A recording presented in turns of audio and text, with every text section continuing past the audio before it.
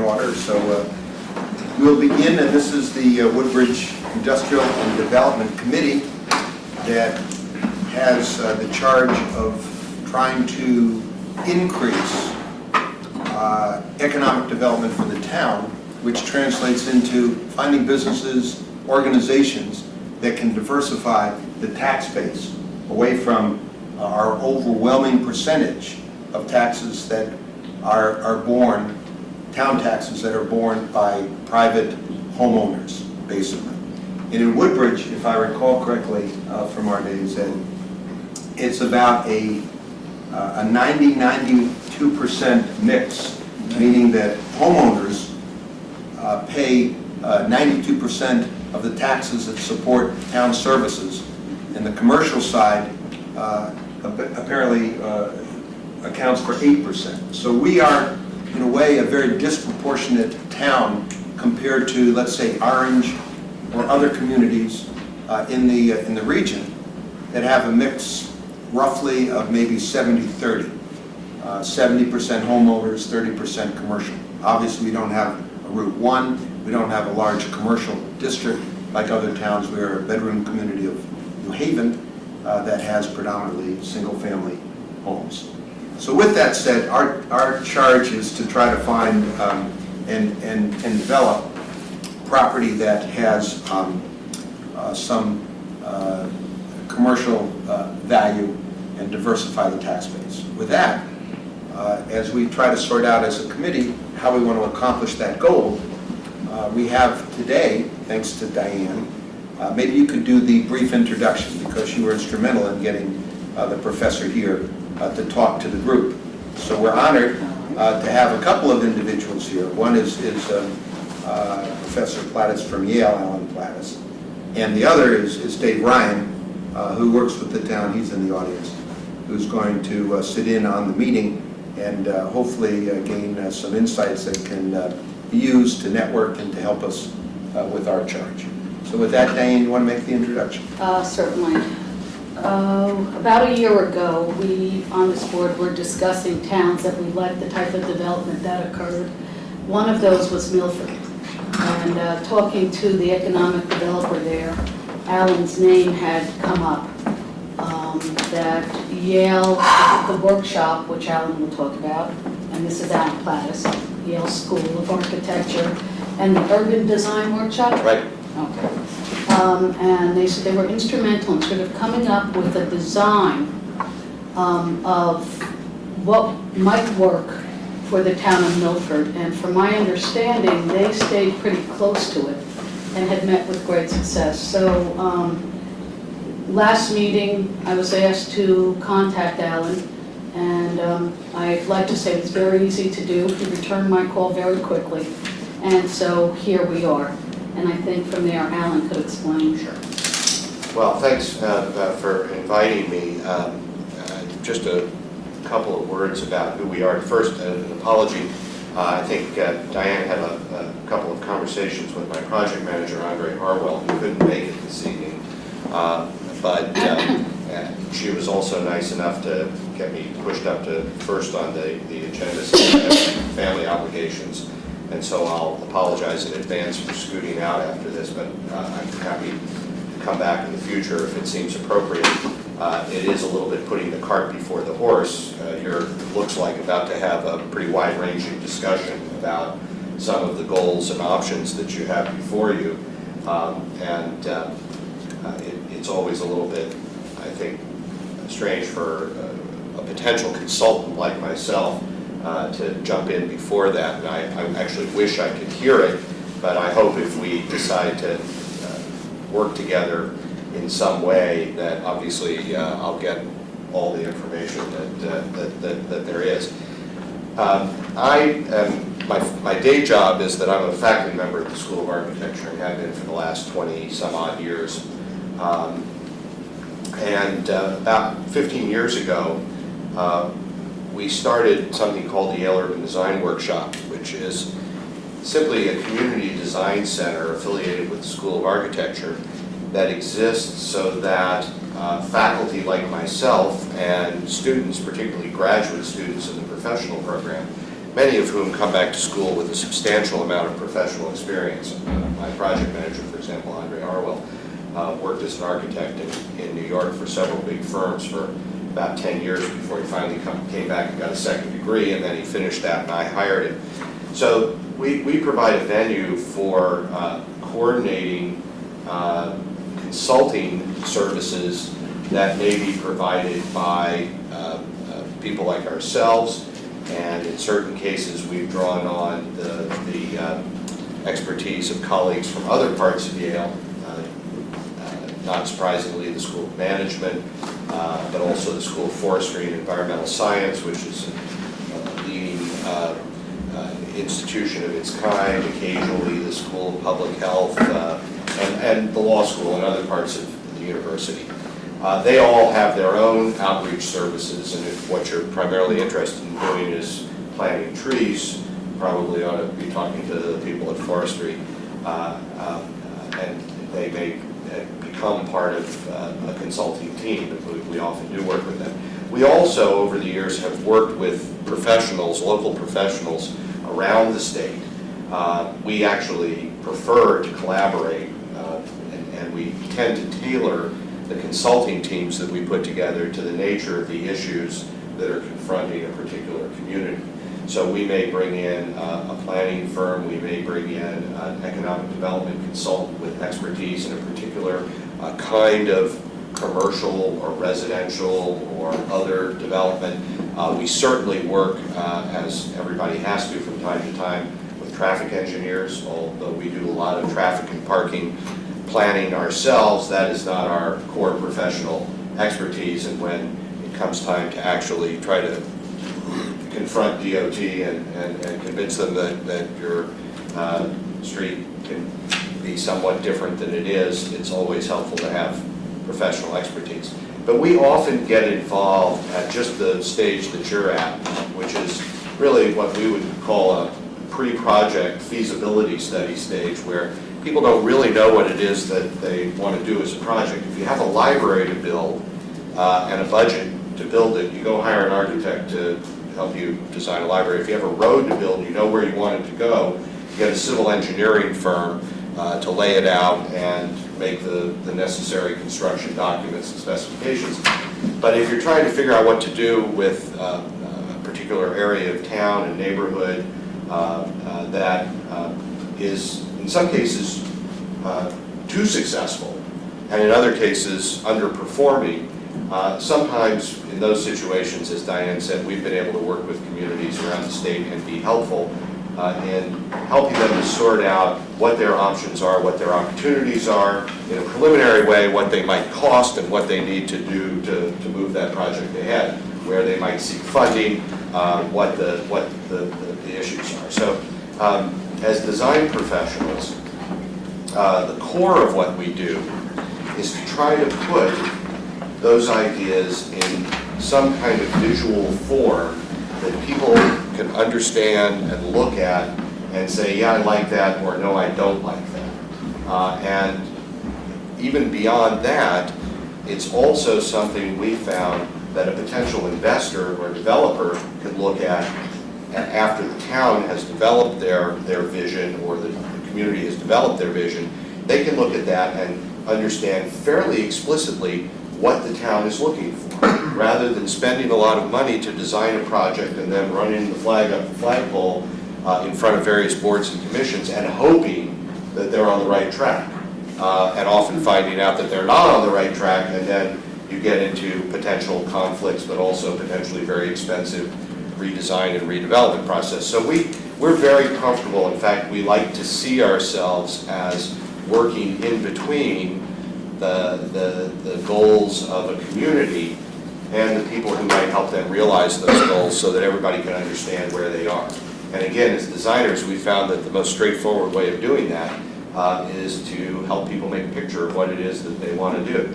Now, obviously, that picture is not just a pretty drawing; it's got a lot more information in it than that. But that is again the core of our expertise. We've worked all over the state with communities small and large. Obviously, they don't get very large in Connecticut. The largest community we've ever worked with is Shanghai and China, but that's not usually the kind of thing we do. We're generally working with small cities and medium-sized towns and small towns, because that's what the landscape is in this part of New England. Diane mentioned Milford. We recently we're in the finishing stages of a pretty ambitious downtown development plan that we've done with New Britain in concert with Harold Michalowski and some other consultants. And that, I think, is, if things go the way they're going, may be one of those projects that, like Milford, is a kind of right time, right place project, because there's a major developer from New York who showed up who wants to invest $250 million in downtown New Britain, which has surprised the heck out of everyone, including us. But I think a lot of it had to do with the fact that the town took the step of going through the often difficult process of getting everybody to finally agree to the disposition of certain parcels of land that had been sitting around for a long time, and the scale and character of the development that was being proposed. And once they did that, and somebody saw that they had done that, they said, aha, that's something I'd like to invest in, and because the town's already shown that to me, I can go ahead with a degree of confidence. We also, as you might imagine, have done a lot of work with fairly distressed neighborhoods in places like Bridgeport and New Haven, and Waterbury and Hartford and other places. But we really see that work and the work that we do with communities like Guilford, Branford, recently North Branford, where we did a small commercial center development proposal with them, that these are really just two sides of the same coin. In fact, as you know, and as I think is pretty obvious with respect to the district that one of the districts that you are probably going to be looking at, although there are political boundaries between adjacent communities, the dynamics that create business and traffic and other things cross those lines very fluidly. And so we think the fact that we've spent a lot of time looking at many of the towns within the region and have a lot of sense of what's out there and what the comparables are and what those dynamics are, puts us in a pretty good position to help communities figure out what's special about their particular community and what their niche is, so that you don't get Woodbridge trying to be Bethany or Bethany trying to be Bridgeport, which sounds a little absurd, that each community plays potentially a role within a larger picture, and their residential properties and their commercial properties are part of what we probably call today a larger ecosystem. They are interdependent, and people work together. One of the things we discovered in Milford, by the way, was that there is a symbiotic relationship, a potentially good symbiotic relationship, between what downtown Milford does and what Route 1 does. And the businesses that flourish on Route 1 you wouldn't want within more than a mile or two of downtown, and the things that are downtown do best in that kind of environment. And this is really the story, we think, of contemporary development and contemporary planning. We, I guess you'd say, we also specialize in not just collaborative processes, but also in community-based processes. We're most comfortable when we're listening to lots of people, and one of the ways we work with towns is to hold workshops. Sometimes they're called charrettes. It's a more of a technical term, but where we invite the community at large, or a particular large group within the community, to join us for an afternoon or more, and roll up their sleeves and really work with us on developing a vision, so that there are as many fingerprints on the project as possible, which we find, from a political point of view, if nothing else, is always valuable, rather than projects being identified with one narrow interest group. And we don't always do that. Sometimes, obviously, the things we work on are things that can't be done in exactly that way. But we went through a series of summer workshops, for instance, with Guilford a couple of years ago, looking at the area around their train station, which is an area that's underperforming relative to the potential for transit-oriented development, but in a community that's very, very shy about new development, that doesn't think of itself as entertaining a lot of new development. But this area had been zoned fairly low-level industrial, and it was producing a number of uses as of right that were not very attractive. And so we had a discussion, and the town has taken it from there, and they're moving, we think, ahead with that area. In any case, there is no, I would say there's really no typical kind of project that we do. Everyone's a little bit different, and every relationship is a little bit different. In Milford, the group that we worked directly with was actually the Chamber of Commerce, but the Director of Development was part of that steering committee, and the town was behind it. You worked with Bob Gregory? Bob was an integral part of that committee, even though nominally the checks were being cut by the Chamber, by Kathy Alagno. But in the process, we got to know virtually everybody in town, and we ended up doing some consulting work with other groups and being called in to talk about other projects that they were considering.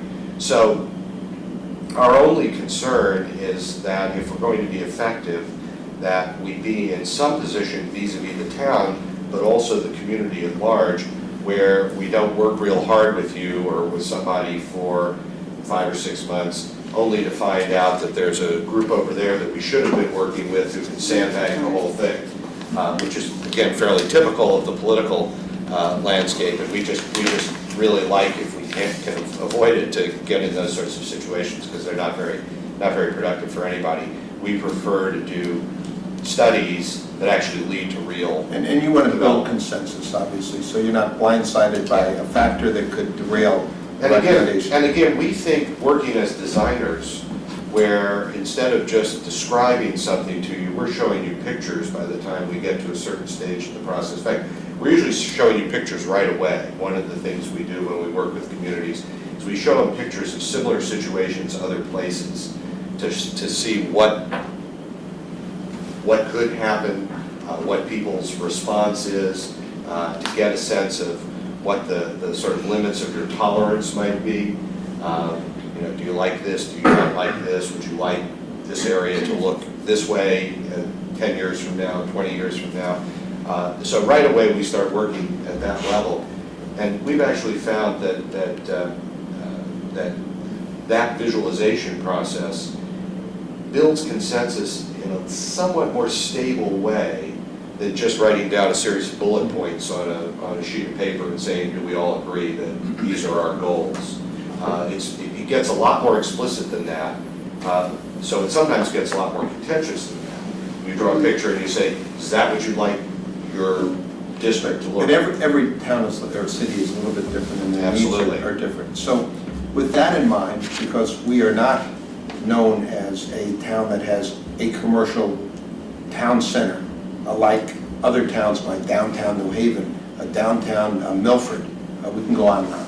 We're a unique community in that regard, and there are not many in the state that have our characteristics. So But with there that, are a few, yeah. there are some. Yeah. You want to find a niche that we have, build upon or identify our niche, our strengths, and then how that translates into attracting the type of businesses or enterprises, commercial enterprises, Right. that will help diversify our tax base.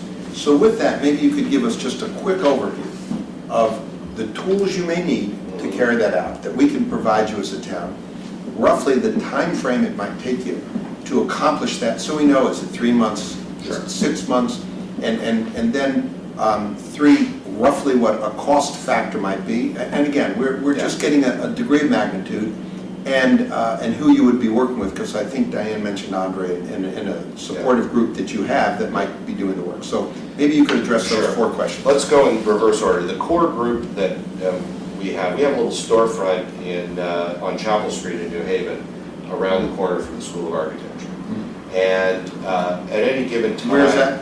It's 1203 Chapel Street, next to Hall's Hardware. which is a great store, great store to be next to. And it is a storefront because we are open to people coming in. We actually do a lot of work in our immediate surrounding neighborhoods, and people drop in on us all the time. Some of the people who drop in are kind of interesting, but we're okay with that. As I say, most of our staff are graduate students and other faculty members at the School of Architecture. Because we're talking about students, we generally have students working part-time during the school year, and then we staff up to 8 or 9 full-time people during the summer. So the summer, when it works out, is the time summer is certainly the time we get the most work done. So a lot of times what we'll do is we'll follow a trajectory where we'll start working with the community in the fall or in the spring, and do the information gathering and the focus groups and the kind of preliminary work that you need. And then the real production work hits the ground towards the end of the school year and through the summer. But that's not always the case. The first thing we would need to find out from any group that we work with is whether they are up against any deadlines for grants or funding or opportunities, and do they have any targets that we need to help them meet in the short run, which we're happy to do. But otherwise, they understand that they're working with a group that is not constituted the same way as a professional consulting firm where everybody's working full time.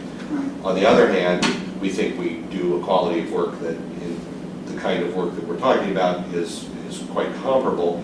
And generally speaking, because we're a nonprofit and have to be a nonprofit by definition, ends up being pretty affordable. And let me say this very clearly, though, we try never to get into competition with local professionals. We try to bring them into the process, and we hope that the work we do will make work for them. And we believe that the kind of work we do actually creates projects that then a local landscape architect or engineer might take on as a real project. So we see ourselves doing the spade work for those kinds of things. So that's the kind of operating system, but it again changes from project to project. In terms of budget, we usually develop a scope of work based on what a community is looking for and what the deliverables are, whether they're looking for a report, a brochure, a movie, a website. We just finished a project where the whole project became a website to be used for fundraising purposes. But different groups are looking for different deliverables. It used to be when in Milford, if you wanted to see the Milford report was a big fat bound report that was the product of over a year of pretty intense work and a charrette. So other projects have been quicker studies. We just did a study with the Regional Growth Partnership for this site in North Branford that I mentioned before. That was a very limited project. It was a piece of property that the town owned that they didn't need for one purpose, that they wanted to consider for commercial development. And we laid out a couple of development options for that site in the form of a report. RGP, I think, was part of that and helped fund it. The deliverable was a brochure and a lot of big drawings. Mika? Professor, is what you do specific to a plan that the town has or a Well, spot? certainly the first thing we do, and you talked about what we need from you, everything.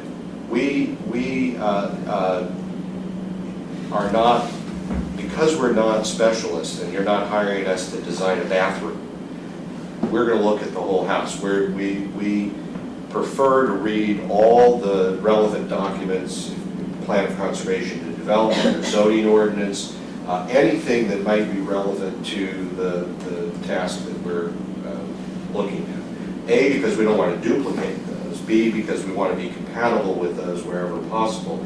C, because we want to help you identify things that may exist within your zoning ordinance, for example, that are inhibiting the kind of development that you might be looking for. I mean, to give you an example, there's a town along the shoreline towards New York that will remain nameless that had in their downtown zoning a requirement of 10 cars per 1,000 square feet of commercial development. 10 cars. Typical in the bad old days is 5, and mostly what we're recommending now for districts, for concentrated districts, is 3.5. So they were requiring 10 cars per 1,000 square feet of commercial. Well, nobody could do that. Or if they had done it, what that would have meant is there would have been one little business in a big sea of parking. And the nice little traditional town center that they had would have gone away altogether. And by the way, this is a town with a train station. Wow. So we want to look at all of the relevant material. One of the biggest issues is always documentation. For example, are you all, where are you, somebody in the room probably knows whether your plans, town plans are on computer-based system of some kind, GIS or Yes. CAD or something like that. We are leading the way. We've been GIS for many, many years. Well, We've upgraded that. So we're in the forefront of cities and towns that rely upon that database. Is that correct, Terry? We have a lot of information. Yeah, good. So that's great because, Terry Gilbertson is our yeah. building official who's knowledgeable. He's going to be following you, so. Well, when we start, typically, we try to ransack the plan room, and you know, we want to know what people have proposed over the years and what's worked and what's not worked. But it is great to work with you. I'm sure you're aware that many communities are not so up to date, and you have to spend a lot of time up front generating the base documentation. And if you can hand us a disk with base documentation on it, it means we can get to work that much faster. What town? Because we could. I know your time is limited, and this has been very informative, and I want to thank you for that. But what towns have you worked with that might be 10,000? We're about a 10,000 population town. That like towns maybe in Fairfield County, or it doesn't have to be Fairfield only, that really does not have a defined commercial base to it, that might be a comparable town that could give us some idea of maybe what you did for them very briefly, Yeah. and what we might be able to expect given the uniqueness of our town. Yeah. We've worked with a couple of towns that have that issue, but not necessarily on commercial development plans. We did a little bit of consulting and hope to do a little bit more with Preston, which is over next to Ledger, and is a largely rural town and has no center. And they were interested, and I think still are interested, in developing a real town center. But we were talking to them actually about moving their town hall and designing a new town green that would become the center of the community.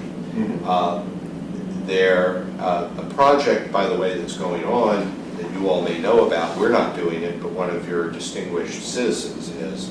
Herb Newman is working with Frank Gehry up in Storrs, which is another town that has grown without a conventional town center. Well, it's got the university there.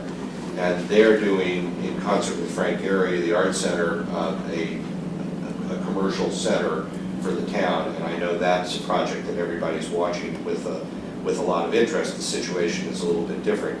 We've also, by the way, we're doing a project right now. We're working in Bethany right now on the airport site, helping them try to figure out what to do with that site, and in particular preparing some plans for the old hangar and turning that into a community center of some kind. Bethany, of course, is a similar situation in that they really don't have, they have even less, my guess is they have less commercial, maybe more industrial, but less commercial than Woodbridge does, although I don't know that for a fact. But we're not primarily focused with them on doing an economic development study. I'm sorry, go ahead. I was just wondering what the next step would be in terms of... I think the next step is always, if we want to start to think about this and what the scope of work is for a few of you to take me on a tour of the areas that you think you want to focus on. And in the process to give me a little background, other than the anecdotal stuff I've heard already, about what's going on where, what you think the opportunities are, what the challenges are as you understand them. And I think I've heard, at least at the broadest level, what your goals are, although I'm sure you could be much more specific than that, and it looks like the discussion you're going to have is going to move in that direction. You know, when you think of a broader commercial base for Woodbridge, what are you thinking of? What kinds of things do people consider desirable things to happen? What kinds of things would people consider things to be avoided? But the big thing, I think, for me, because I'm a designer, is that I like to get out on the ground and look at what's going on and hear what local people who've been watching. Harry would be a good one to assist you in that tour because he has historical knowledge. And again, the area involved is relatively, let's say, defined because of the regulations for commercial development that exists here. And it could be along Amity Road and some streets that run off of Amity Road, to some smaller degree Litchfield, and also the Research Drive and Bradley runs to the other side of Litchfield. So we're pretty well defined. Yeah. With that said, what's the order of magnitude to conduct a study, to identify our niche, to come up with some recommendations? What are you looking at as just a figure, given the fact we do have limited, this is not an all-encompassing look, because most of our property is zoned for residential use. Yeah. Well, I think probably what we would do is define, focus area, and then we typically break a project down into 2 or 3 phases with a sort of checkpoint at the end of each of those phases to make sure we're doing what we want to do. It sounds to me like this is a case where we would probably want to partner with one of the economic development consultants that we've worked with over the years. If there's somebody that you've worked with or are thinking about working with, kind of people who do market analysis, which gives us a little bit of grist to work with, so that if you say to us, we want a shoe store, and they say, forget it, shoe store is not going to happen, or by the way, what you really need in this district, because it's not there, is a camera store. You get the point. There are a number of around the state and outside of the state, but not too far away, very good economic development consultants that we've worked with. So I would think that a scope of work for this kind of study would include at least some time, maybe not a full-scale market analysis at this stage, but some work with somebody like that. Now, of course, there are resources within the state that you all have probably worked with, like CERC. And we, by the way, we did a project with CERC in Plainville, Connecticut, not too long ago, which does have a town center, but it's not doing very well. And we worked with some folks from CERC to help them develop some plans for things that could happen there. My guess is that we're talking about a scope of work that is probably a 6 to 8 month study, maybe more, maybe less, depending on how quickly we get focused, and that the budget for it would run somewhere between $15,000 and $25,000, but that's just a guess. And again, it's very much tied to deliverables. Although I have to say, deliverables these days are less of a problem because we tend to deliver whatever we deliver now in electronic format, which means that you can do anything you want with it. You can put it on your website. You can take it to a local printer and print, glossy brochures. It's a much more flexible kind of delivery than the old time, you know, where you go out and do it. If we get into doing things like, what we usually do is we make a core budget, and then we say, well, if you want to do fancy computer renderings, it's going to cost X amount more to do those. But I will tell the truth, we usually end up doing that kind of stuff anyway because we like to. So before you authorize extra expenditure, if you're working with us, before you authorize extra expenditure, wait and see if we don't just do it anyway, in spite of ourselves. Certainly three-dimensional models, which are often useful, take more time and effort. My guess is that this is a district, to visualize this district compellingly, it would be good to have a three-dimensional computer model of the district, not necessarily a tabletop cardboard or wood model, Right. but a three-dimensional computer model that would allow people to sort of fly over it and see where the property is and where the development is and just sort of visualize it that way.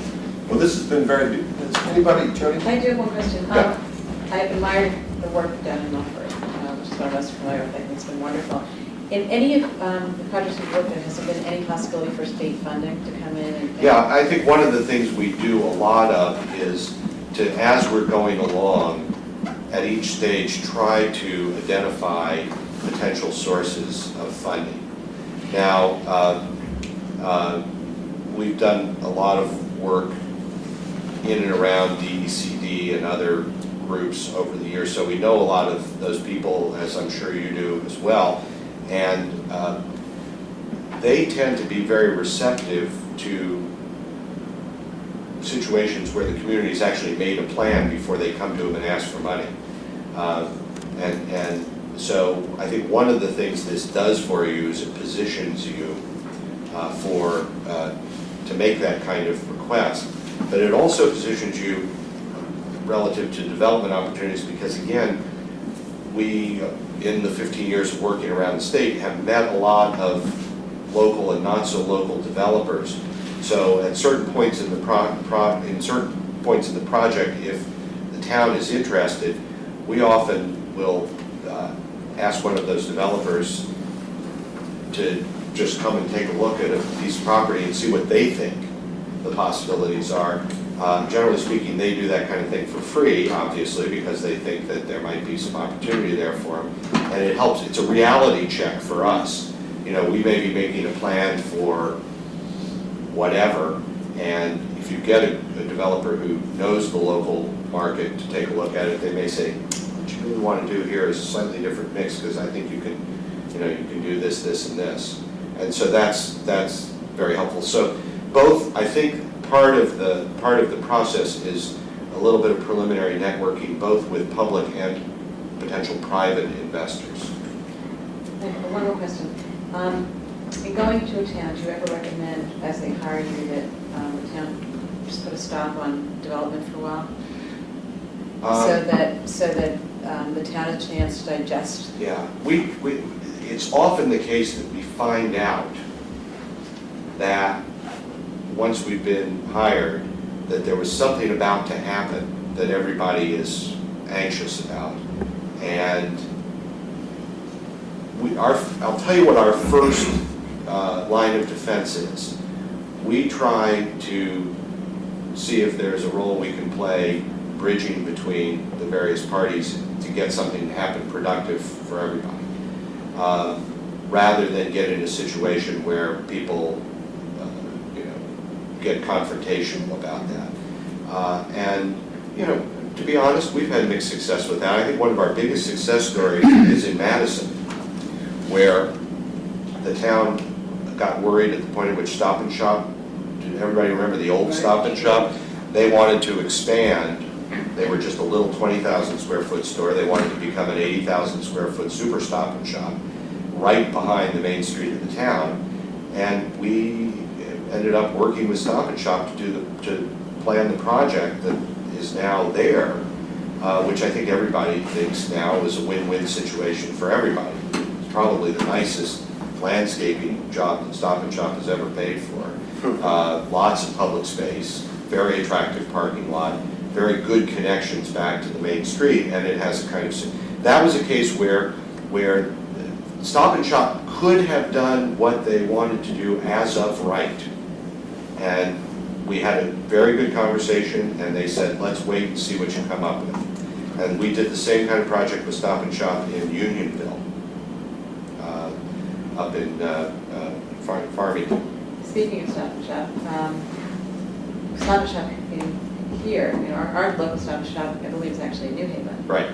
Yes. How would you, have you worked with towns that really have no boundary as ours does not, and how does that usually work? Well, I said to Diane on the phone the other day, I think the other opportunity that you have in looking at this district is that that's your gateway district. And other than the green sign there that says you're entering Woodbridge, there is no sense that you moved from the outer fringe of New Haven into a new place.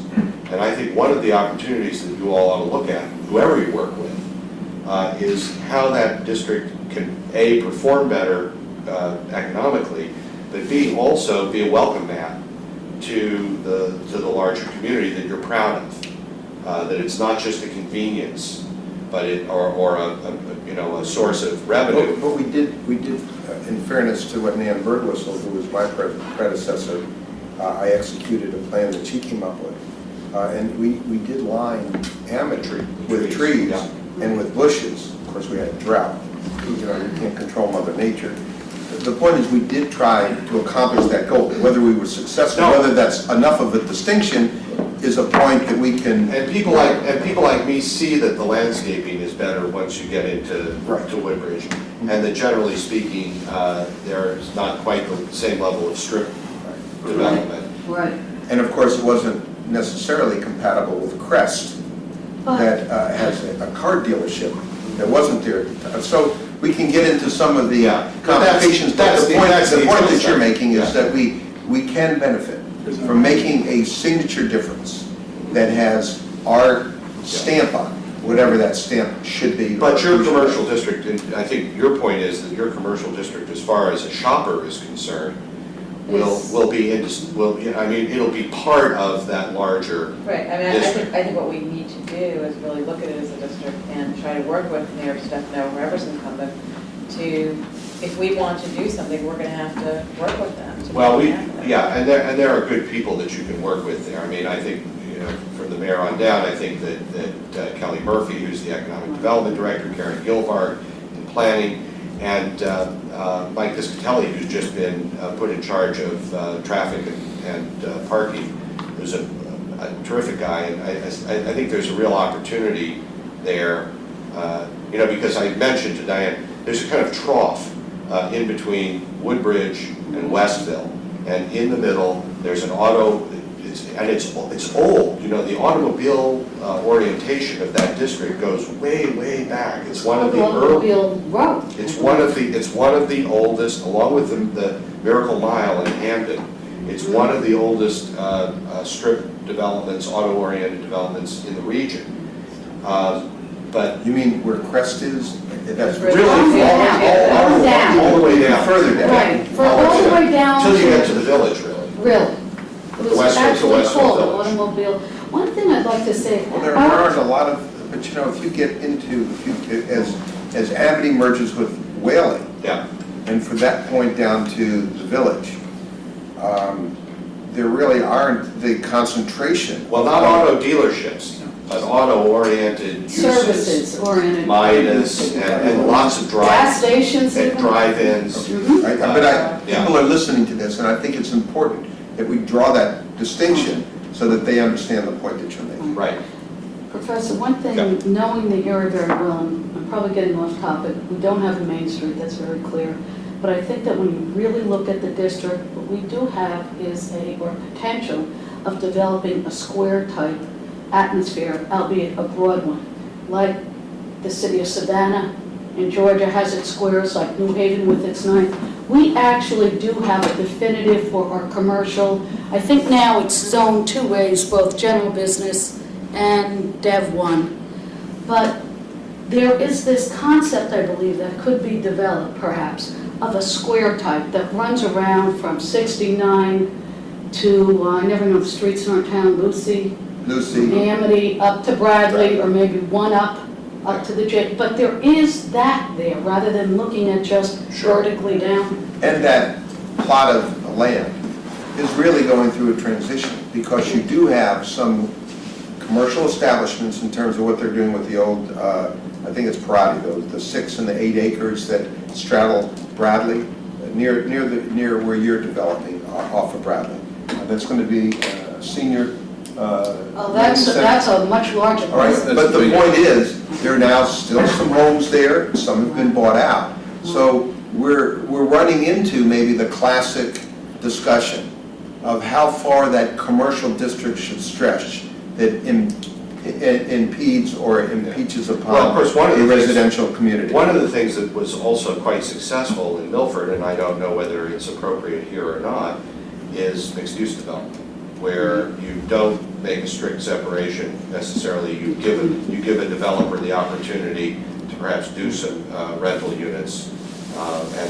And the stuff that I think people look at and say, that's pretty nice in Milford, is mostly stuff that was done by local developers, Smith Craft, who are mainly residential developers, but in order to do the projects they wanted, were quite happy to provide ground floor restaurants and commercial and that sort of thing. I do want to thank you for coming I'm here. happy- I mean, we I'm could glad I continue could this come. discussion. That's fine. It's been very beneficial, Well, but I see I- Chris and Terry sitting there, and I want to bring them and, into the discussion here. Can I just ask a couple of quick yeah. questions? I'll make them short and sweet. Okay. The first one is, when you had talked about the dollars and cents, 15 to 25,000, and you were throwing budgetary numbers, was that excluding or including what you thought the expense was going to be for the economic development I consultant? think probably including, Okay. because we want to do that in a compact way. Okay. The percentage of time where you deliver some sort of a product, a concept, that the town actually follows through and does something with it, what percentage would you say that is? High, low, medium? I think it's very unpredictable. I think it's probably medium. Mm-hmm. But there are, it's, what's constantly a surprise is to find out that things sit around for years and sometimes come back to life. One of the first projects we ever did was a downtown plan with Winstead, Connecticut. Mm-hmm. And that sat around for years, and then they did it. They put a median in the middle of their state road, and widened the sidewalks, and are working on river recapture and doing a whole series of things that we had recommended way back when, at a point where they really didn't have the political leadership to get it done. And then somebody took it and ran with it. So I guess that counts as, if you had asked us 5 years ago, I couldn't have put that on the positive side of the balance sheet. Okay, but there's some winners and losers. Yeah. Okay. And then the last one is, when you create this model, I assume you're going to put in there the parking requirements. There's going to be things that will show that. There's going to be sections that will be deemed for commercial, others for retail, Yeah. possibly for dwellings, condos, or if you decide that makes sense. But it'll be somewhat defined within the model itself. We'll be able to see that. Yeah, we like to be, even though what we're doing is not a real project, Right. we try to make the picture as explicit as we can, because the clearer we can make it, not only do you all know more about what you want, again, a potential developer has an absolutely clear idea of what your expectations are. So they don't come with a Burger King when what you're looking for is something else. I mean, you avoid those kinds of misunderstandings. Okay. Anyway. Professor, thank you very much. Good, and Diane at least knows where to find me. I'm going to China next week, so I'll be One of your clients? with, well, no, with a group of students actually, for just for 10 days. But the recovery time afterwards is always a little bit longer. Double. But, so we won't be around, and actually Andre's going to London with a similar group. So we won't be around next week, but otherwise we're around and we'd be happy to talk to you. Thank you. Good. Thank you again, sir. Thank you very Thank you much. for your time. Good luck with everything. Very good. Terry is going to step forward and educate us with regard to our regulations, with regard to some of the activity that's taking place, about to take place. Chris is going to, are you going to join Terry and talk a little bit about some of our inland wetlands, conservation, and obviously have to be taken into account when we look at development. We're very fortunate to have individuals who are as knowledgeable as these two people are, and the town for our size is, I think, very fortunate to have this brain trust working for Good Ed. evening. We'd like to thank you for allowing us to speak this evening. We're handing out the present Town of Woodbridge Plan of Conservation and Development. This has been prepared by your Town Planning and Zoning Commission, and lawfully is the document that will lead your planning and follow your regulation changes. This is, your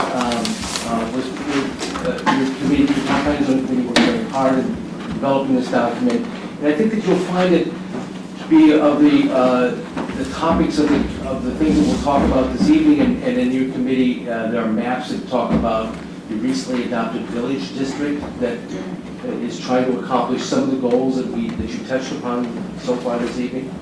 And I think that the town is required, by the way, whenever we ask for any funding from the state, to include this as an attachment to their funding. This is an important document that we don't get any state funds without having a current document like this. And I think that presently we're under a multiple-year effort of trying to update our present zoning regulations, and this is the foundation document for that update. So I don't want I just want you to have this. We're not going to discuss it at all, except that it's for your use and consideration as we discuss this. Terry, is it a 3 to 5 year document, or like how often is something like this actually? It's a 10-year document. 10-year? It has to be updated every 10 years to stay. And you can update it in between. I mean, you can always look at a section. If there's a section that needs to be tweaked, you can always go in and do that section. You don't have to look at the whole sections. So if something comes up along the way, you can tailor the document to what the town And it's says. this kind of Could I hold it for just a second? It's dawned on me that we really never introduced ourselves around the table, so that, because this is being brought out to the general public or residents. Diane, why don't you introduce yourself and just so they know, who we are. And I should have done this. I apologize sooner, but better late than Diane Everyone knows Urbano. you, Rod. no. They didn't. Diane Urbano. Mary Wolf? Mika Cardozo. Roger Harrison, Ed Sheehy. Jody Alant. Richie. and we're all members of the Industrial and Development Committee. Ed is, as everyone can recognize, is our first selectman, and we have Terry and Chris are from our zoning, planning and zoning department, and are in the wetlands group and conservation. My name is Terry Gilbert. I'm your building official. This is Christine Sullivan, your land use analyst. Right. That's your title now, land use analyst. I like that. So we believe that your present zoning regulations are fundamentally a 1963 document. In the last several years, we've made substantive changes to try to update it, but it's presently undergoing a multiple-year effort. We have a draft done by a consulting firm. The Town Planning and Zoning Commission members are presently reviewing that. We expect changes to be made to this draft. And the draft is not available online. So, but certainly anybody who's interested in it would be happy to share it. When do you think the draft will be completed, and when do you think it'll be acted upon? They've created 2 subcommittees. There's one subcommittee that's working on sign regulations, which is very germane to the business and industrial commercial district, because the sign regulations that we have right now are not user-friendly to supporting businesses, the way they limit the amount of signs and where they can be placed. The second committee is functioning on an overall review of what the regulations are. And they've just begun meeting amongst each other, so we haven't really gotten a gauge yet where they're going. But the ones that are looking in general have requested copies of regulations from other towns in specific areas. We've been very successful in getting those samples from the Connecticut Conference of Municipalities. They have a library where you can call and you can get samples, and so they furnish us with those. So at our October meeting, they'll be reporting back, and we'll have a better gauge at that point where they're at. I think that the reason why it's important to take notice of this present, dynamic change of the zoning regulations is that this is where I think that we can do the most work, the simplest and easiest and cheapest, is to make sure that our land use regulations, our zoning regulations promote the goals that we've expressed here. And it's just changing now. It's not going to cost us any more money to make the change if we, as a community, decide to make that change. This is the time to do it. I think that your work is very, very timely, and I couldn't encourage you more to participate in this process. There will be public hearings. There'll be, I'm sure the Town Planning Zoning Commission will be delighted to have your input. Should we, it seems to me that as we look at change, they should be directed towards a specific goal in terms of what our niche is, what type of businesses we might want to attract, and how we might want to utilize this property. So we're trying to figure that out as a committee to make sure we understand what really this committee is comfortable with. I know some of the people prior to us have wrestled with this issue. But when we come to a consensus, maybe after we hire and work with the Yale group, isn't that going to be a key bit of information that will influence how we really should change the regs? In other words, if we know our sign regs are outdated, and we've dealt with that, because I sat on the Zoning Board of Appeals, and they had to appeal the regulations, if they, meaning a business, wanted to have a bigger sign, and the sign didn't allow for that, or the regulations didn't allow. They had to come to us to get an exception, a variance. So where do you see our work as defined by maybe what the professor would provide us with information? How does that fit into the process as you see it? Because if they're going to do their work, absence of what we're doing, it seems we're putting maybe the cart before the horse, and it should be done in sequence. So what's your thinking on how we... I think that you would find that a number of design goals would be able to be accommodated under the present in-place village district regulations that you presently have, that is discussed in the handout that you have. We have for the first time a design review board meeting to discuss the sizes of windows, the roof lines, and how buildings in our village district work. And the first several meetings were very productive with a terrific The board. Design Review Board, Terry, is a sub-committee of town planning and zoning, or where do they... In the village district, any application that comes in that meets a certain criteria, if it's going to have any exterior changes, it automatically goes to the architectural review board for review. And that board is consisting of 5 members, 3 of whom are architects, 1 is a local businessman, and 1 is a local residential person from that area. And they all work extremely well together. They've gone through several projects. I am just totally enthralled with how well they work together, how dedicated they are.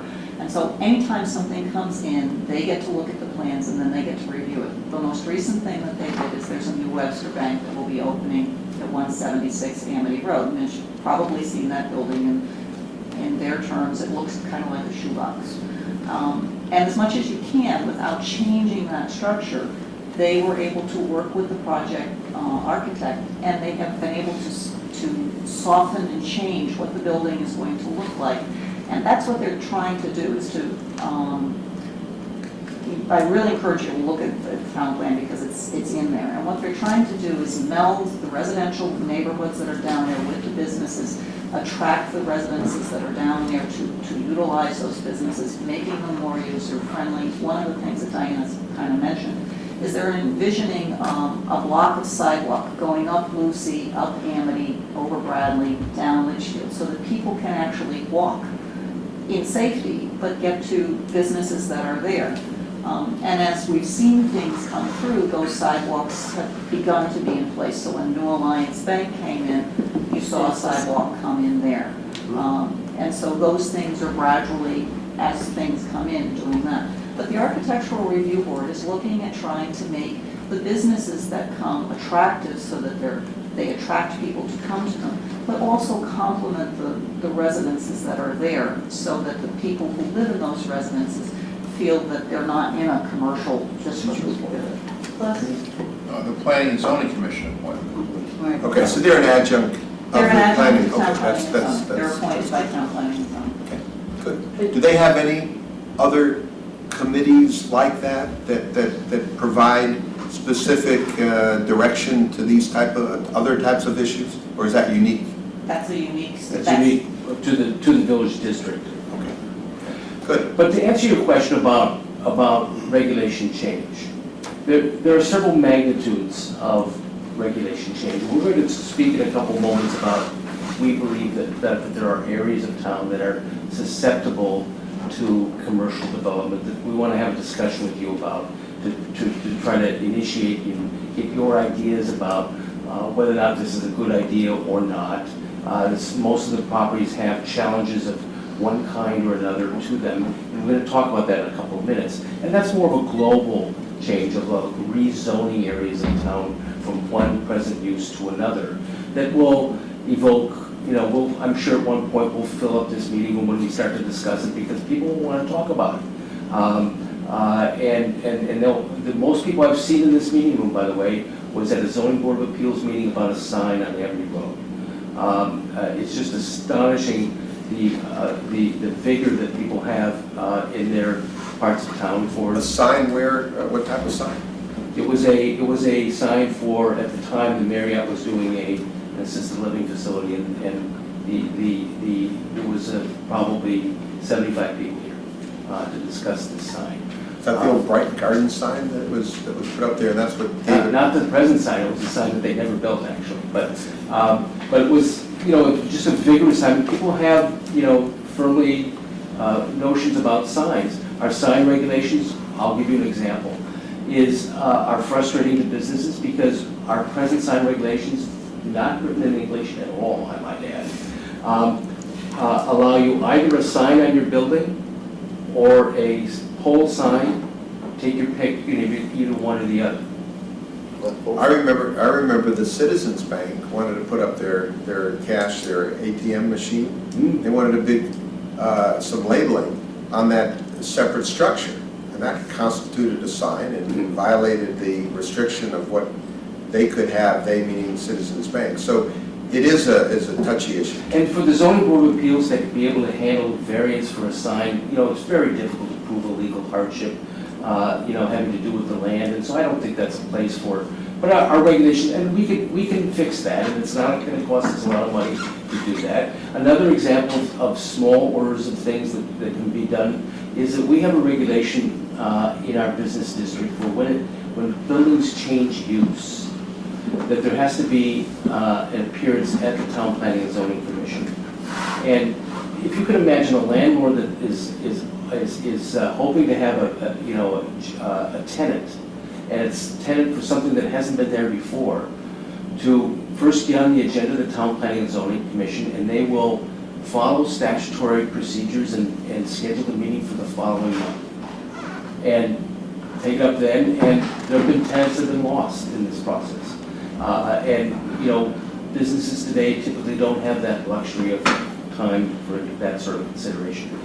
In the order of magnitude, that's a small change that can be made. We can make things more friendly and more. We have a zoning regulation that has several small numbers of pages of allowed uses. a modern community, modern zoning regulations have, 50 pages of allowed uses. So these are all still small order of changes.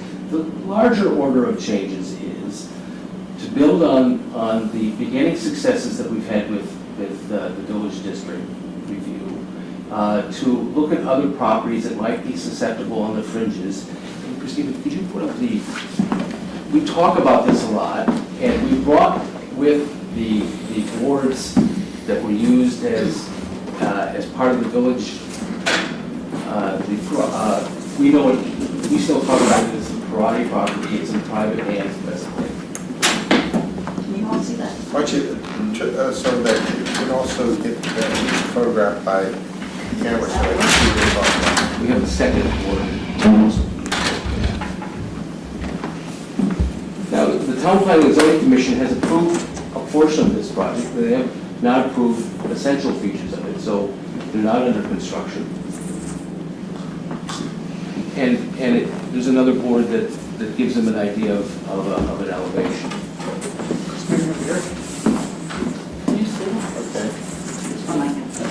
And that building is the proposed structure for the Prati? Correct. Well, The Prati is what? the buildings are in brown. That's Bradley Road bisecting it. Point to Bradley. Chris, could you point to Bradley to make sure? This is Bradley Road coming down. This is the south side, and this is the northerly side. So if you look at this picture, it has a gazebo in it, and that would be the gazebo here. And then this building would be that building behind it. And then these series of buildings on this side are the series of buildings. And where's Amity Road and Litchfield? Just to point, Amity Road Amity's is up there and here, Litchfield down. Litchfield Turnpike is down here. And Bradley would have two right-angled turns, is that what that says? Bradley's just coming right Oh, through the because middle. there's trees that sort of are there. And these two parcels are two existing houses which the developers are currently not purchasing. So Okay. there are some existing houses that between them and Litchfield Turnpike. So what which they have. individuals may not be aware of, but the town residents, is that current houses that exist on Litchfield and right off of Litchfield have been purchased by this developer in anticipation of putting up that development. Correct. Now So that- what has happened now is what looks like, the Assumption Church is off to the left, that's down over in the corner Assumption of Church Richland. will be down in Okay, this because corner. that's a landmark people know, so they can reference that. So what people may not be aware of is there's going to be a major transformation of that land by the development of this type of structures. Really dramatic from what exists now. This is not yet approved, does not have yet all of its approvals. The Traffic Commission did not vote positively on this plan. An aspect of the town planning and zoning has not been yet settled. We expect changes to this plan. Did they not vote positively, or did they not vote at all? And We- also, where in the process is it at this point? We have copies of their approval that we'll hand out to you this evening. And what they wanted to do when they acted on this was to give a positive feedback to the developer so that they knew that the concept that they were working with was something that they wanted. But they were concerned about the density and the bulk of it in relationship to everything else. So I'm going to hand out to you a copy of what their approval letter said, and then the second page behind it, they had asked for input regarding what the Town Planning and Zoning Commission was actually looking for in terms of addressing density and whatnot. Now And this, the bottom line that they ended up with is they said that they would be willing to work with a 50-foot front yard setback instead of the required 75-foot if they lowered the height of the buildings to 45 feet. The buildings that you're seeing in here, these buildings would come up to 54 feet and were proposed to be 25 feet from the road. So While they approved the project in concept, what the proposed project involved is having a 25-foot front yard, where every other building along Bradley has a 75-foot. and that's our normal setback. That's correct. It's the underlying zone. So this was a developer that proposed this 25. After some discussions now with the Town Planning and Zoning Commission, the Town Planning and Zoning Commission has agreed to 50. Well, that will With a also lower run height. along Litchfield? Correct. That's right. Goes, there's a small house that's up here, and then a lender building is just beyond. And they're going to have sidewalks and what other beautification on that stretch of Litchfield? From the single family on the north side down to the Assumption Church? They were proposing The very extensive landscaping plan. And give it sort of a very quaint look to it, I take it, in terms of streetlights, in terms of sidewalks, in It's a terms whole, of it's a whole concept. And there's a commercial aspect to this as well. And absolutely, I'm glad you brought that up. Around this, what they call a green, and what we think of as the top to a underwater detention area, by the way. Is that the first floor of a number of the buildings have a required commercial aspect to it, so that it's not simply residential. So it's a not mixed gated use. community. So they could have a beauty shop, they could have a grocery store, they could have a restaurant, they could have any number of different types of Christine's idea is a bookstore, by the way. bookstore. Sure. Maybe they'll have an Atticus type of store that has a bookstore along with food. There are a number of things that could work well, I think, I can't imagine another dry cleaner or a muffler shop, but, something. What's the that square would be footage useful. of retail minimum devoted? is 10,000 square feet. But how many gross feet of retail is scheduled, or is mixed use? Is there commercial use in that area? 10,000, The- 10 to 15, isn't it? yeah. I It's a think minimum of 10,000 that's required. Per store, but how many? No, no, For the development. Okay, that's not a lot. It's not, but the developers all want Yeah, residential. but I think it's important we put that into perspective. 10,000 square feet of retail is not a lot of retail. But it's But- retail, it is a start. Right, and plus, Roger, in fairness, what TP&Z and the board, they've expanded the places in which retail can exist. So that the corner of 245 Amity, we now are permitted to have retail That's the across property. that whole district. So, if things work as you would hope the market would, where there's a need, more will come, more retail will come. Landowners that their zoning has changed, it's even along Litchfield. We could now have retail, right, along, where Dev 1 is. Over the long haul, it should just occur.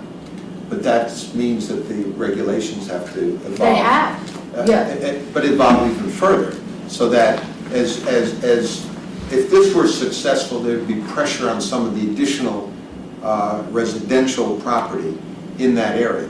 The fact of the matter is that that would be the consequence of success, potential consequences. But we're not there, and let's not think out Right, but 5 when you years. just think 10 or 15,000 square feet, I think where we are now, that's a good amount of square footage. That's just my opinion. What's the occupancy? How many people are going to be living in there? The original plan showed 147 units, and we have not yet heard back from the developer, so we're not certain where it would be going down to. What form of ownership is it? Versus rental or? No, it would be condominium. So whatever, then whatever retail, whatever commercial space they put in, that's all that we'll put in, because that would be all that will be available. In this Commercial- in particular this- development, yes. right. And they're targeted to 55-year and older individuals. That's correct. Okay. And the purpose of that, obviously, is to attract some of the people that have homes here in Woodbridge, as they become empty nesters, to have alternative places to live in Woodbridge. Apparently, in the construction market, it's an attractive target as well. Sure. Okay. Without having the burden of having children who would have to go. Yeah, to some degree, it effectively does what commercial property does, right? It gives you some tax revenue with minimal pressure on community services.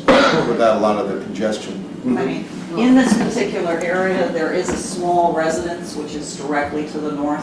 That's already currently before town planning and zoning for proposal to turn it into a new veterinary office for one of the vets who's in town, who's seeking to enlarge his office. And so that would be converted from a residential use to a commercial You use. should start to see that happen already, because of the change in reg.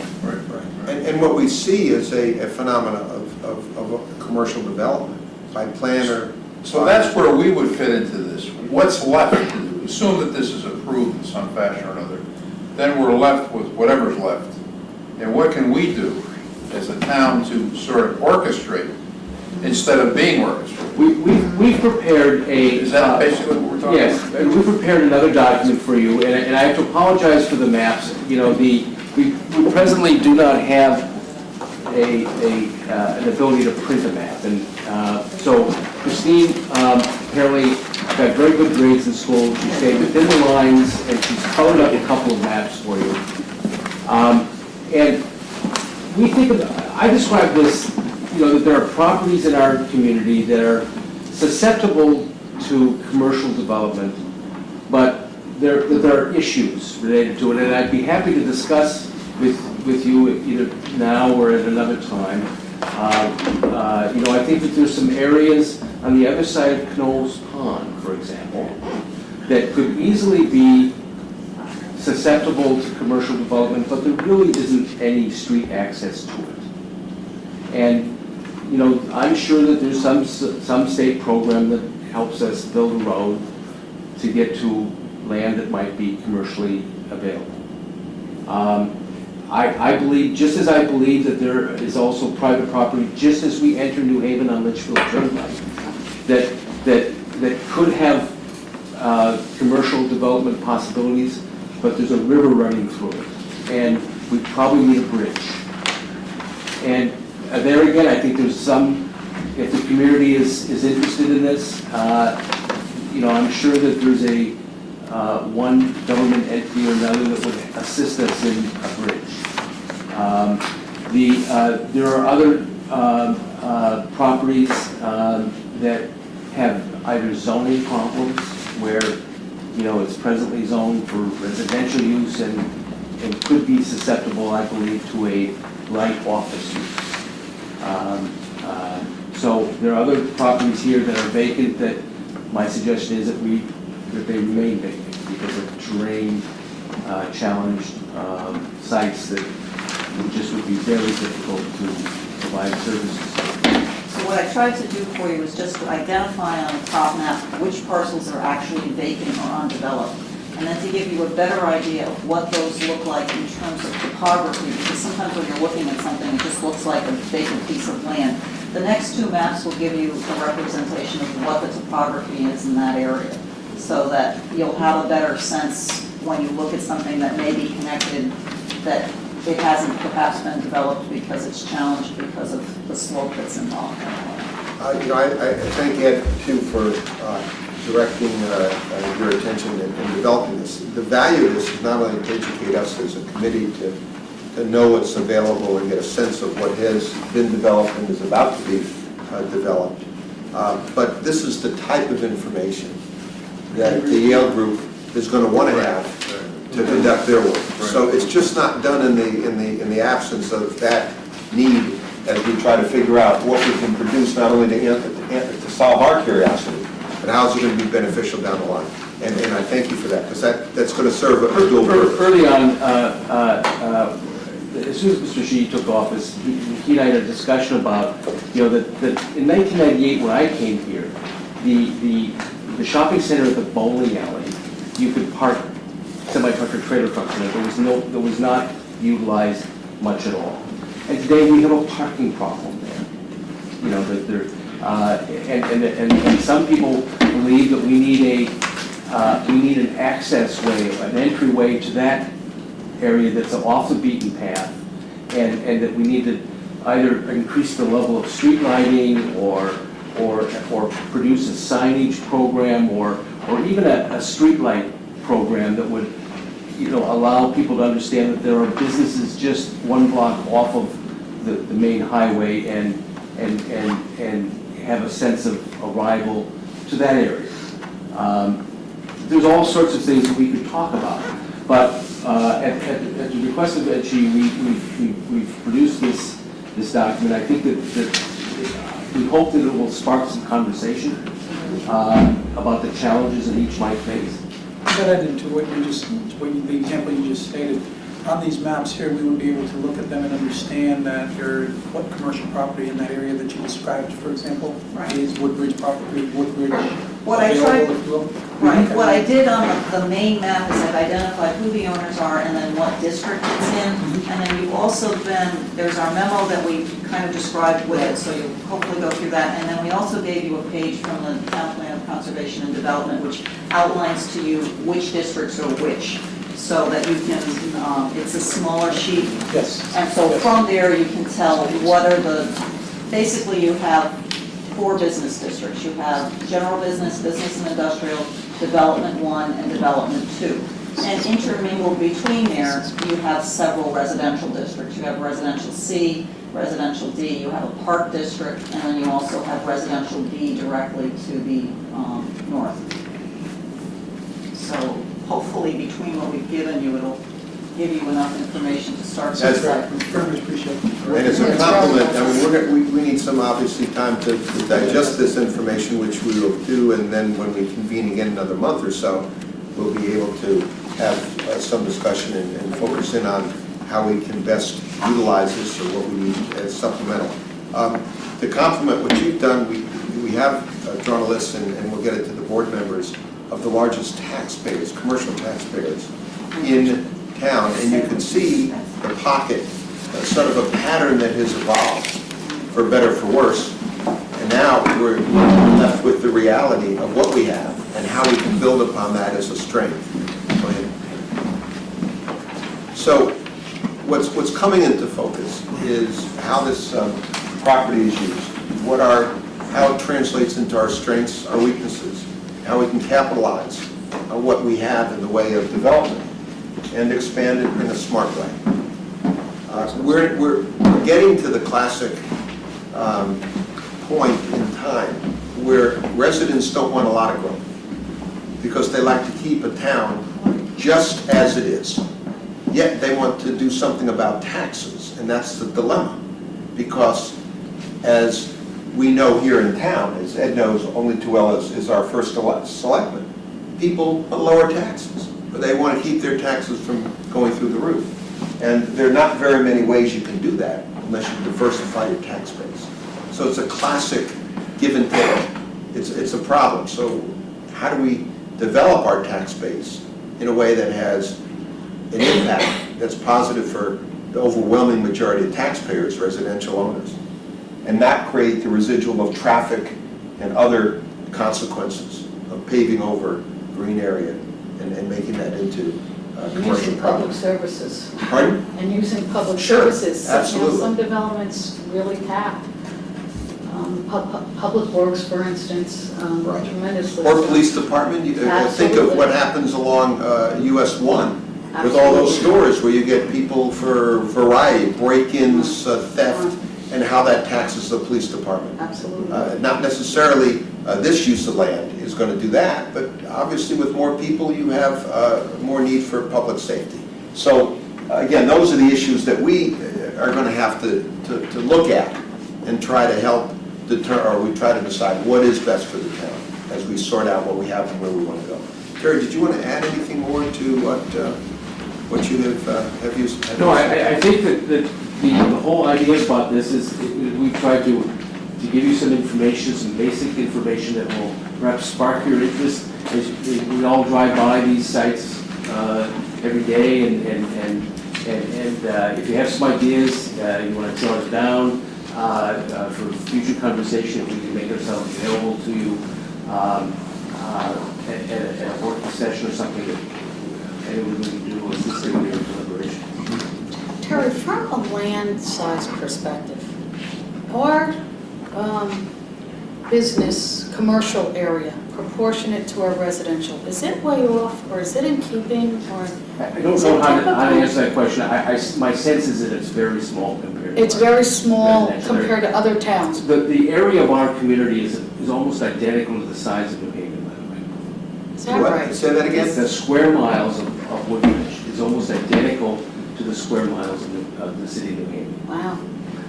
They don't have very We're much. 19, is it 19 square miles? I think it's. Oh, exactly. Exactly. I know we have 80 miles of road. And we have Trivia question. two water companies, we have a lot of, protected areas. So, So how many square miles do we have commercial? Do you know about? Or? I know, I'd be happy to get that Very information for little you. of that 19. Thank you, Terry. Thank you, Chris. Thank you, Chris. If we look down the agenda, and I know we're running close to an hour, over an hour and a half already, we've identified some of the major taxpayers. And obviously we have senior facilities, whether they be assisted living, senior housing, the nursing home. We have automotive, which is a big part of that area.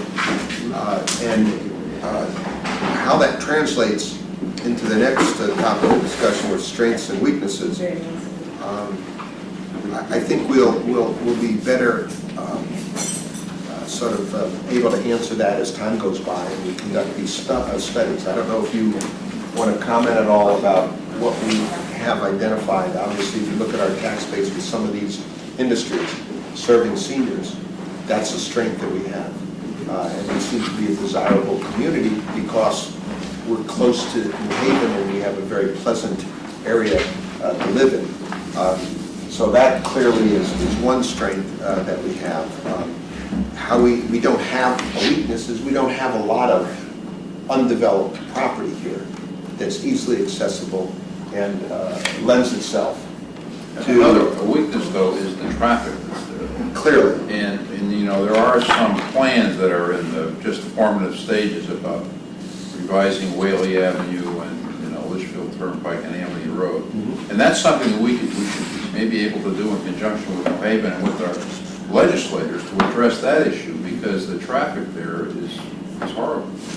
It is, and And, it's a main artery, and as more and more people, as Bethany And grows as in we size... develop this area that they're talking about tonight, the traffic is only going to increase. So that's something that hasn't been pushed forward enough, I think, by everybody, ourselves, and New Haven has a similar interest in it. And it's compounded by the fact that if you look at the two major arteries that run into New Haven, which is Amity Road that leads into Whaley Avenue, or Litchfield that leads into Whaley Avenue. Whaley Avenue can't be enlarged because it funnels down and goes through the village. And you can't expand that 4 lanes into anything other than 4 lanes because stores are so clearly close to the Whaley Avenue segment in Westville, which creates its own problems in terms of how you alleviate that traffic. So it's a complicated issue, but I think COG is working on that too, aren't they? You sit on the Council of Governments. There's a plan, but it doesn't yet have a project number with the DOT to enlarge Whaley Avenue at the intersection of Amity and Litchfield Turnpike and make some changes.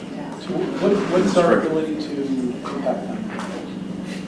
I think we have to start talking about it. We have to bring our legislators together, talk with the mayor of New Haven, I suppose, talk to the DOT, the Council of Governments that Roger referred to. That's part of their responsibility to allocate these transportation funds.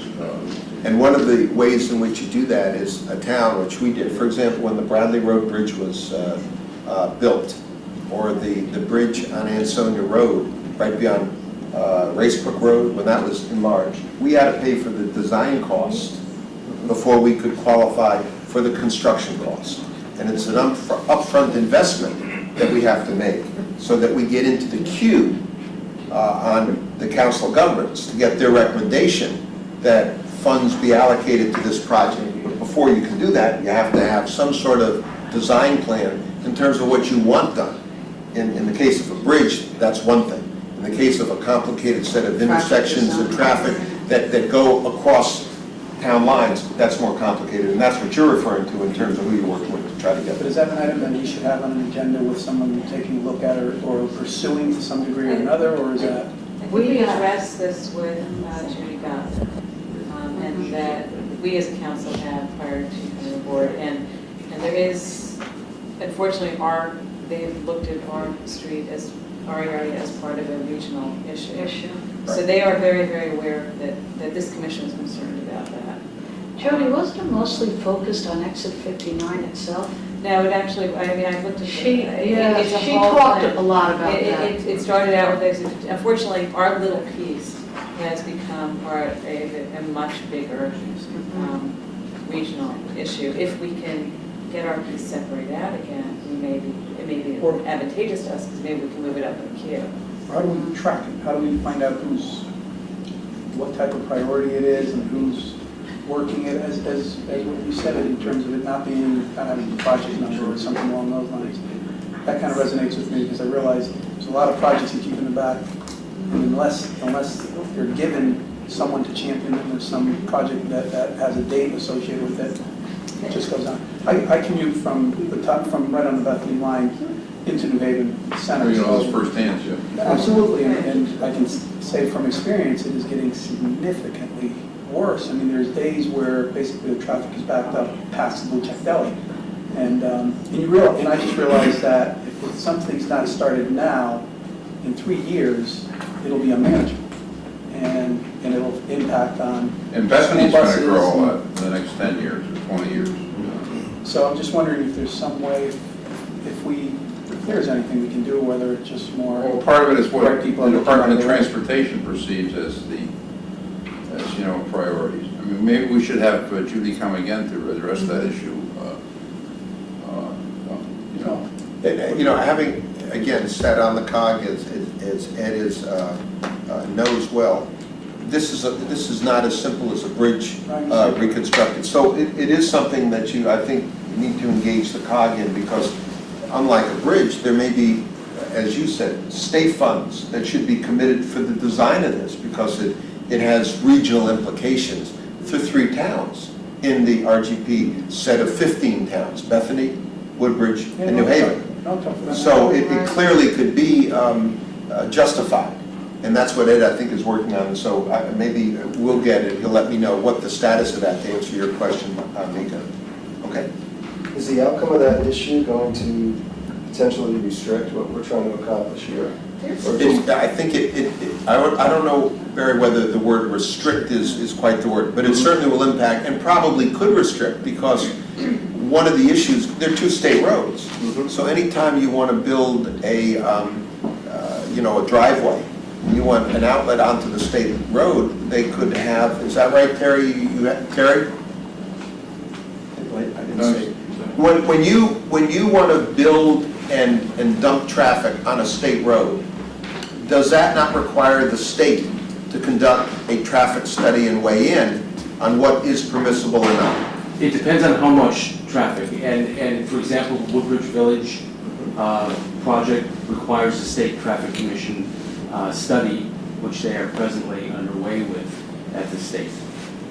And that So could there's impact the various final, different- and that could impact the final plans if they come up with some, or not. As proposed, it did not have one turn lane, for example, from Bradley onto Litchfield, and now it has, I think, 3 or 4 different ways. So it already is, in that particular project. So yes, it could be dramatic. I've seen the State Traffic Commission require a signal light program. Additional turn lanes are the easiest things that they do. All of it takes real estate, by the way.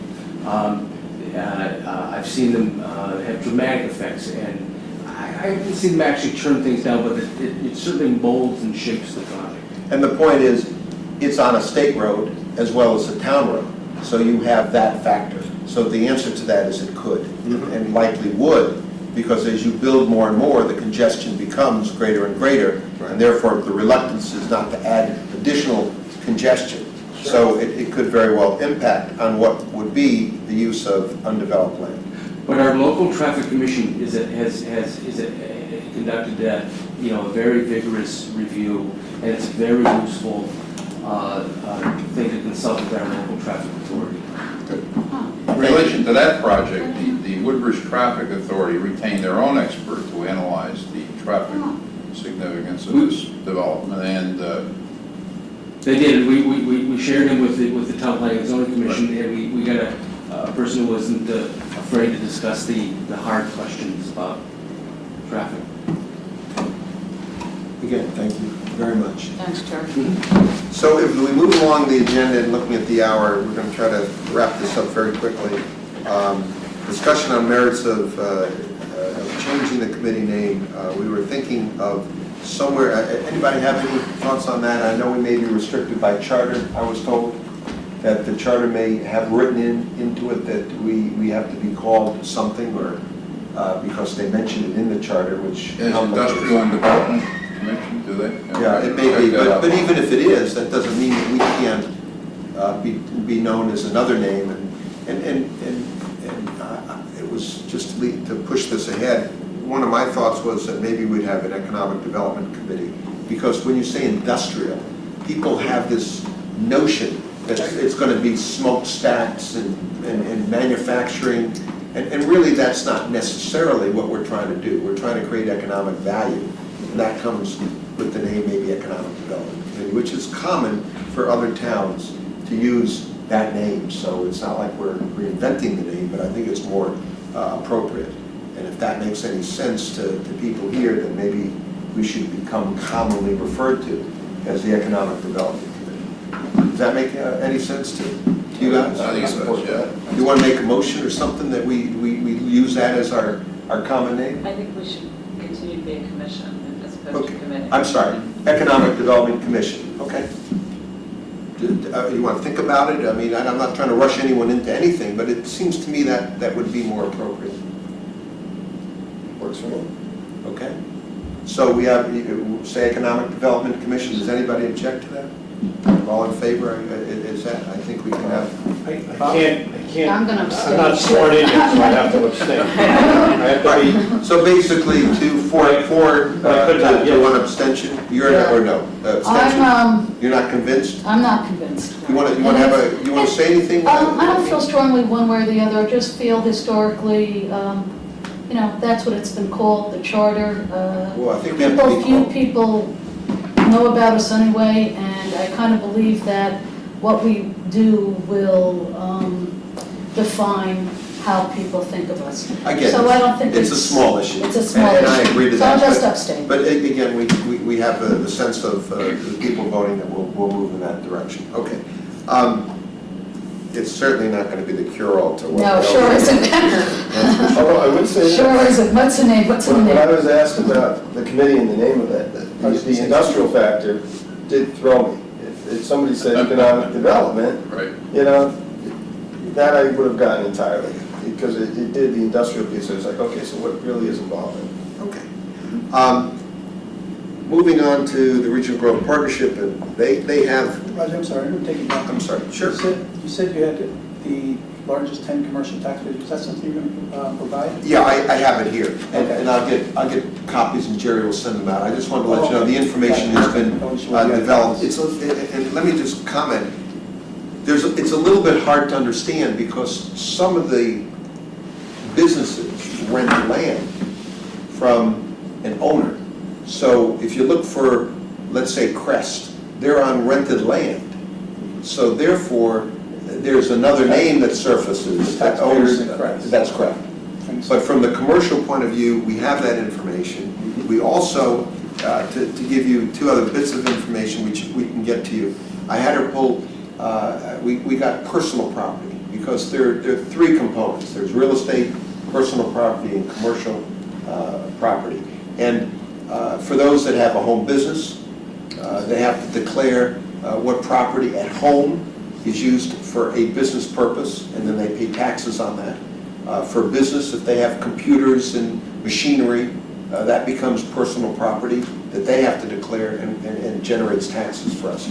So we have those lists too, and we'll get them disseminated out to the committee so you can peruse them, study them, and look at them as you become familiar with our tax base. Regional Growth Partnership. There's an outreach program. We put that on hold. I think that was a smart thing to do until the commission sort of had a sense of what we want to do, what are some of the issues. Having worked on the RGP and having provided, done exactly what they're doing now, which is updating their SEDS, which is a comprehensive economic development strategy for the 15 towns, cities and towns that comprise our COG, Council of Government, our region. They have to update this plan that was written 4 years ago. So the federal government requires that this plan be updated, looked at new every 5 years. And that's what they're going through now. What the plan does is the two overall things, and I could talk for a half hour on the plan. I probably could talk about a half hour on many things, but on anything. Give us 2 minutes. Yeah. I'll give you a quick 2-minute version on that. If you have an a SEDS, a comprehensive economic development strategy, which is a plan, you qualify for federal dollars for public work projects that you would not be able to tap if you didn't have this plan. So in essence, towns have entree into planning and capital dollars from the feds that's of value. New Haven, for example, qualified for $1.2 million on the River Street project. They would never have gotten that had we not had the SEDS. So the SEDS is a ticket and an entree into these federal dollars. That's number one. Number two is it tries to say, all right, we as one of 15 towns, what is common elements, common objectives as a region that we want to put, we want to look at? What policies do we want to advocate that promote the region? Not as towns, but as a region. So if we make our region stronger, collectively, we will be a better town. And it has to do with transportation. Maybe it has to do with workforce development. It has to do with cluster. The clusters could be everything from the creative cluster to the bioscience cluster to the manufacturing cluster. And what should be policies that promote these particular clusters? And they get into benchmarks and they get into action steps. So it drills down into something that's very measurable, and that's the SEDS in a nutshell.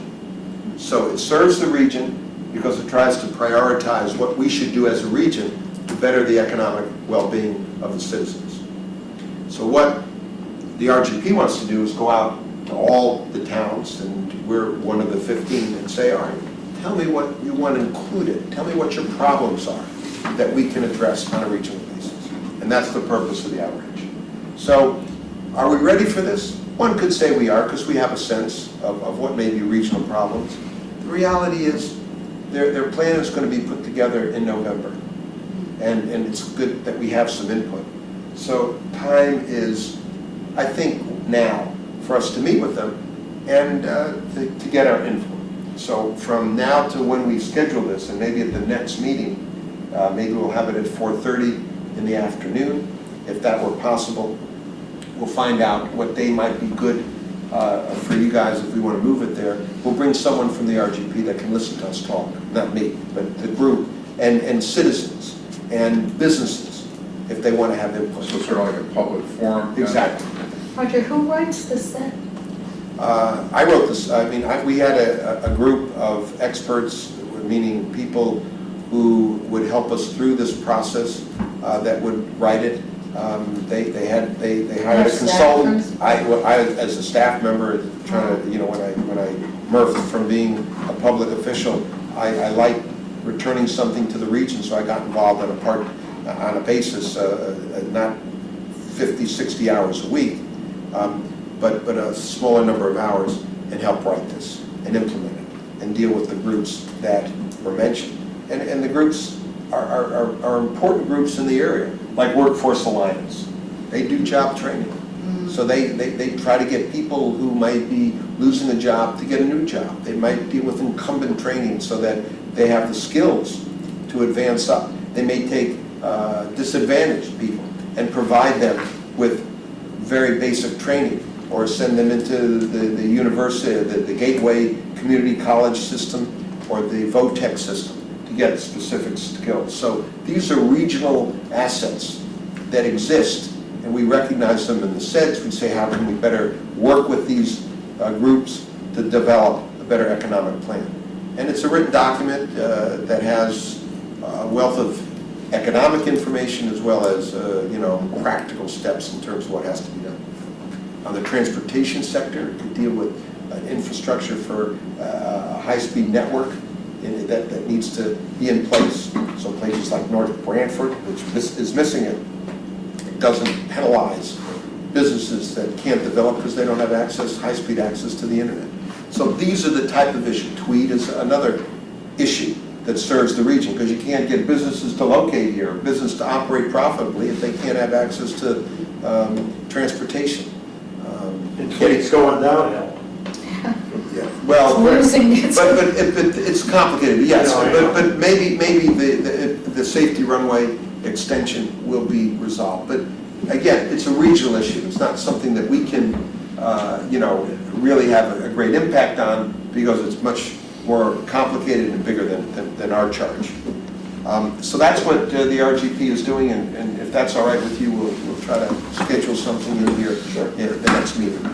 Then moving on to the last. You're saying do RGP next meeting? Well, what we'll do is we would want to be part of that forum, I would think, along with other groups. And They'll schedule a meeting in Woodbridge and invite a lot of different That's right. It's got to be groups, public, including right? us, right? Including us. But I think as a group involved in economic development, we'd want to be there.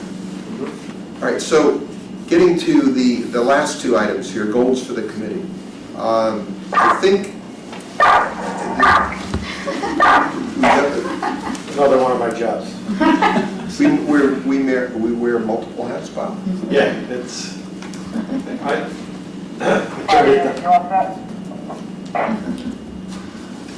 sorry. How do you want to address the issues of the goals of the committee? I think we talked a little bit about what we want to do is identify maybe our strengths and weaknesses, our niche, and how we can utilize the Yale group to accomplish that, and see where that leads us and what it would cost, how long the process would take. I know we have a little bit of money We have $10,000 in the budget. in the budget, so we can see what that might buy or supplement it by a little bit. We're not that far off. If the low end is 15 to 25, then maybe we buy the $15,000 plan and then see where that leads us. And then if we like that, maybe we supplement it and we take it in phases. The first phase might be that first plan. What do you guys? Is it possible, it's shown how naive I am about town politics, but is it possible to have other commissions and committees or agencies help fund if there's a benefit to them for the same thing? In other words, or does it all? It'll come out, it's a good investment for the town, to look for additional revenues, Right, so I don't think that's gonna be a problem. Okay. Just- And I think the other thing, just sitting here, is, what do you guys think about having a professional sort of lead us through this thing? Somebody who's experienced in this and who's, Has been because turned over to ask. I actually proposed this about 18 months ago, so I am Okay. thrilled, because we spent 18 months with this commission trying to go through it ourselves, and it's impossible without, facilitating his expertise in all of these issues to guide us. We're lay people, basically, with knowledge of our specific town. So I think it's essential at this point. But with that being said, along with the 18 months, part of our problem was the town really was moving forward. The town has put a tremendous amount of energy from way back in your day with subcommittees to come up with this, which a lot of us have served on, coming up with the master plan. The regs are so much further than they were even 2 years ago. A lot's going into signage. They've been working on it for months. So I really agree with Jody that it would be great to have a professional help us. However, I'm really leery about reinventing the wheel. Like, what I really liked about what he said is, we look at everything you have. I really like that. He wasn't coming in and coming up with the pie in the sky. But isn't Professor Plattus the professional that you're mentioning? Yes, Exactly the person, absolutely. yeah. Right. What I heard that he will do is he will look at the sign regulations regulations, and then look at the zoning regulations, and make sure there's not any inconsistencies. That's gonna part, I cost- would hope, That's gonna, yeah. Cost a potential Right. investor coming into town a lot of money to resolve legally. So it will help to streamline the process for all the commissions going forward. Quite honestly, when I thought of, and we haven't talked about this and we could, when I thought about the Yale person being in, well, sort of that think tank, I was thinking more in terms of them helping us define how we define visually our commercial area. Roger, you were right, the trees coming in, that was the one and only thing that's ever been done. And of course, trees die and they're not taken care of. But there have to be other ways, street lighting, sidewalks. The architectural review is a step there. Actually, what they're looking for is like a colonial sense, so that Woodbridge, what we are there, is defined architecturally in some way. And then, of course, we've got to have the economic forces play out, which he seems to really understand, which I really like to get. Like in the beginning when we were talking, I was really thinking nationals. Hey, maybe we could get a national. Ain't gonna happen. For 25 grand, if we can truly get a vision what to do with that space and have the visual to express it to the other 9,000 people in town, and for people like yourself that are trying to lease Market property, this, right? it will hopefully create that additional energy to be able to build on it and make it a reality. And It's a minimal investment. Right. To build upon, and I think we have consensus here, I don't Yeah, think I do. anyone is saying anything different. I think we're all Yeah. agreeing that this is probably the next step. And we should then, and think about who wants to accompany Alan around, and then we'll try to schedule that, and then inform maybe either subcommittee or a couple of people that can spearhead this. But the one word that he used that I mean, not one word, but the one concept that he mentioned that I think was very relevant, and that it says, we want to find out what your niche is. In other words, what makes you as a community a desirable, what is your strength that's going to attract others to you? And to have a professional tell us that, I mean, I'm sure you can rattle off a number of our strengths. You can rattle off them. But really, what does a professional say that would have appeal to a developer? And we can't, as Jody said, accomplish that or answer that question with the certainty and professionalism that they can. And I like that, because we can't be a community for everyone. We have to know what we really want for ourselves. That's the niche factor. And I think that is a very important thing to try to understand.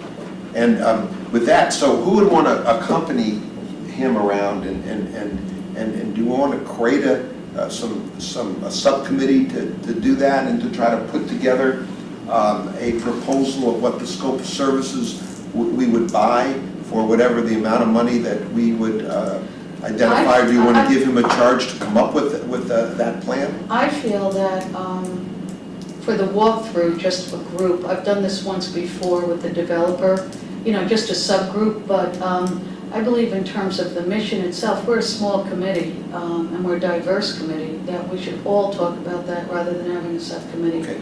Do you want to? He's going to China, be away for a couple of weeks. Do you want to call him, or do you want to have Jerry call him? I could call him. I feel. Why don't you find out what his availability is upon his return? Okay. And what dates? Maybe we'll single out 2 or 3 dates, and then we'll email each other Right. and try to figure out what might be a good consensus time to meet. And those people that have the time, maybe we'll get a He band. said it'd take maybe we'll about get 3 or 4 hours. Fine. Half a day. And I think we should plan the route in terms of where we want to go, and then we can start to inventory the information that we have and prepare a list of that information. So if and when we choose to hire Andre and him, we don't have to say, well, what information do you want? We've already started to accumulate that, and I think we should inventory it and have a packet ready to go so we can move ahead quickly. I think we have, Betsy has these wonderful maps She does, yeah. that we can email to him of the village district. So I think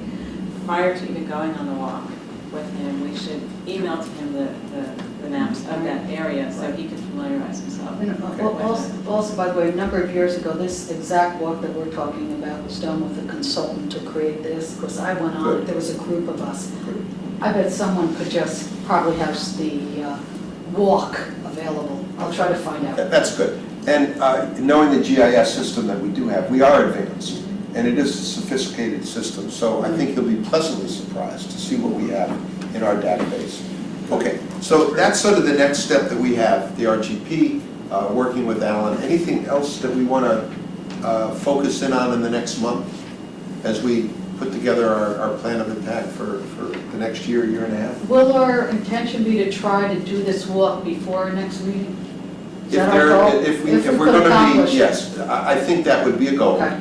Depending upon what his availability is, if he needs 3 or 4 days to unwind, if he gets back on the 6th or so, we may only have a window of a week, and who knows what he's trying to schedule within that time.